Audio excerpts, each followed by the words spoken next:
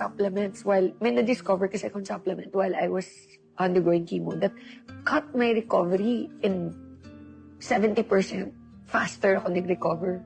Paano mo na-discover? Research. Yan yung barley? Yes. Really? Yes. Usong-uso yan ngayon. Ako nagdala niya dito. Talaga? Yeah. Paano mo na-discover yun sa barley?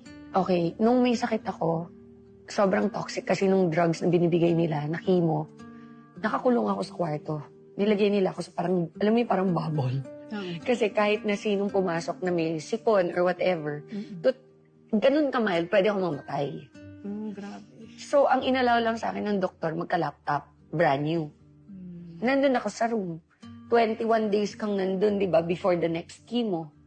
So, unless, may level kasi yung white blood count na dapat ma-reach mo. Pag kinimo ka, wipe out lahat yon. So, negative ka. You're running on negative white blood cells. Babagsak ang immune system. Sobrang bagsak. Hindi lang bagsak. Ano yun? Dangerous level. Okay? Kung zero ang, di ba normally, sabihin na natin for explanation sake, ang normal na tao, sabihin natin, may 5 na white blood cells sa katawan, ang normal. Panglaban sa mga sakit. Panlaban. Pag kinimo ka, hindi ka lang masi-zero, mani-negative ka. So wala ka na, Walang, running on negative ka. literally, Pag walang wall. Walang wall. So pag kami pumasok na something yan, Diretso agad. dead na yan. Wala na talaga. Wala nang panlaban eh. 21 days. 21 days yung between chemos. So basically, pag nag-chemo ka, day 1 mo yan. Today.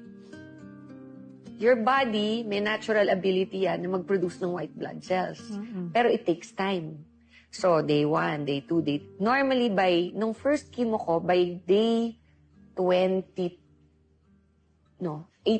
Day 18, kasi 21 yung next chemo. Day 18, tsaka lang ako nag-reach dun sa threshold na pwede na akong tumanggap ng second chemo. Grabe. So, imagine, kaka-recover mo pa lang. Kina ulit. Papatayin agad yung white blood. Again. Grabe yung journey.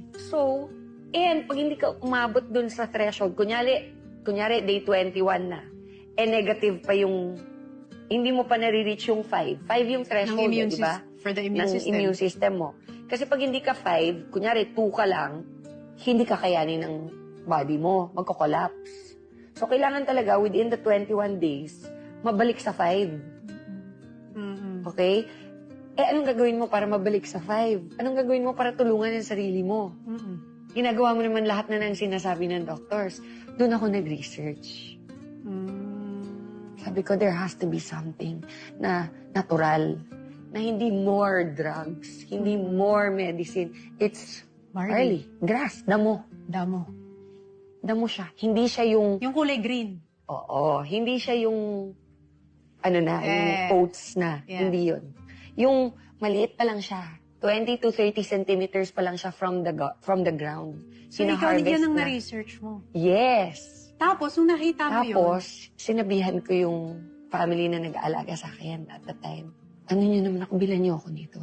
Alam mo, patago, pinasok sa akin sa ospital. Kasi syempre, yung doktor ayaw, di ba? Yeah. Tapos, tuwing ibibigay sa akin yung medicine ko, pag wala na sila, iinumin mo? nilalagay ko sa tubig, iniinom ko. Oh. Sneaky. Pero nakatulong talaga. Imagine ha, yung first ko, day 18, bago nag-recover. Yung second chemo ko, day 4. Balik na agad yung immune system mo. Oh, wow. Dahil dun sa iniinom mo yun. So, syempre, ready na ako for the second, the third, the fourth chemo. So, bumilis yung process. Bumilis. So, that means, meron talagang something dun sa iniinom ko na nakaka-recover ng katawan. Yun ang na-discover mo. Yes. Yun ang na-realize mo, maybe this is the purpose why I had to go through this. Years later. So, ikaw ang nagdala ng barley sa Philippines. Yes. You discovered it while you were going through your chemo. And the reason why you can talk about the barley is because it's from your own experience. Yes.